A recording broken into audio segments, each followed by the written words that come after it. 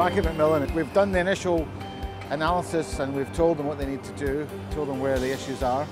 The real test now and the fun starts here because we need to find out what they've done. And I believe that they have done quite a lot. So let's go and find out and see what actual progress they've made.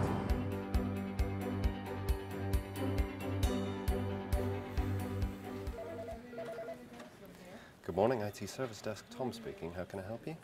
Can you tell me your username then, please? Hello, Glenn Maxim speaking on the IT Service Desk. How can I help you? Okay, could I have your surname, please?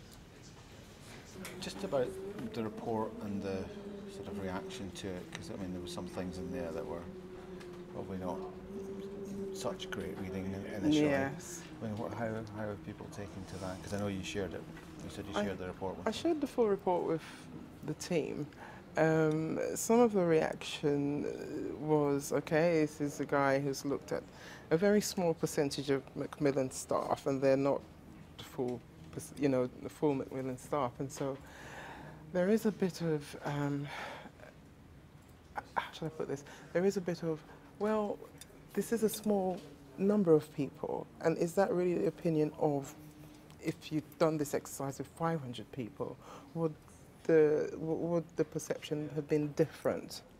Interesting to get that kind of feedback. It's not something that we've seen. I mean, I've been here a year and a half, but it was a very comprehensive kind of thing, and we don't, it sort of doesn't happen very often. I was pleased that Lena had shared the report with the service desk, as this doesn't always happen.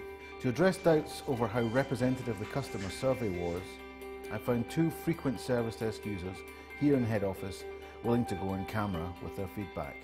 The team is frontline, and what we do is we answer all the calls that come through the main number, so it's quite a high volume, and as a result to process those inquiries from customers, well, we use everything pretty much that's IT based, so computers, phone systems, printers, etc.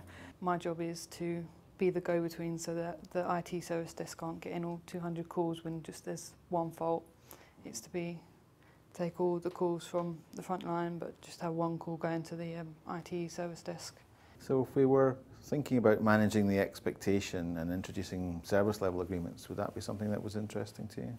Absolutely, yeah. And I think probably included in that as much as possible is to share a common language when you're logging faults. I think that would help sort of get to the bottom of things quicker. So tell me a little bit about your experience of using the service desk. I think in general it really does depend on the day and the person who you get, because I've had experiences where I could talk to someone and they're lovely, they're helpful, and you can have a good conversation with them and you get the help you need. Then you can call on certain days and it's like you can sense the frustration that they have. If the IT department and the service desk was a separate business, would you recommend it to your friends? Yes. I had to think about that for a moment. That is a brutal question. Sorry. No. Because I've worked in IT before, no, I wouldn't. Because I think the speed of which some of the problems get solved isn't really up to a certain standard that you'd expect for that department. It depends who you talk to on the service desk. I guess it depends, who picks up your first call, who picks up your return call. Some of us are more experienced than others. Some of us are more technical than others here.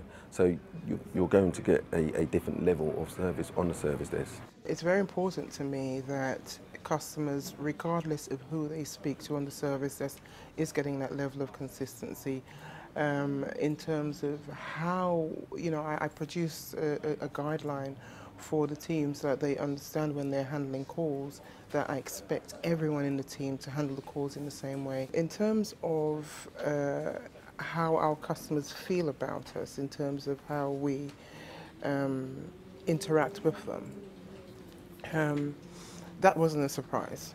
I've done a little bit of work around that already.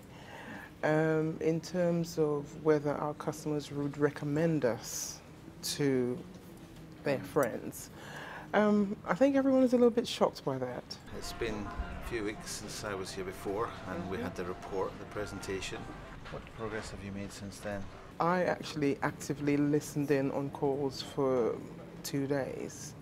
And I have to say that the reality of how we deliver services to our customer wasn't what I expected. As per your report, one of the things I did was I thought, well, we need to look at how we induct our volunteers into the team. And one of the things I did was to make sure that they weren't placed on the phones with it, 2-3 days into being here at Macmillan, but that they had the opportunity to listen in on a lot of the calls, so there was a variety of calls they would listen into. I was told to listen to calls, and for about a week before I actually got on the phones. You get to get the feel of the calls, how the customers are with their issues, how comfortable they are, and how you can solve them, and just different solutions you find. So that really helped a lot.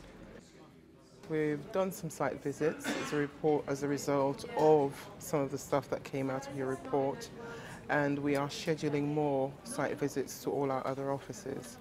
Certainly the feedback I've had from one of the offices is that it's great that there's an IT presence on board. It's great that this is going to become the norm and not the exception in terms of how we deliver IT services outside of our head office. I was recently on one in South Wales, and it's very useful to just go there and find out how they're working, because it's different getting a picture from here and then actually going there and seeing the offices and how they work there is useful, very useful.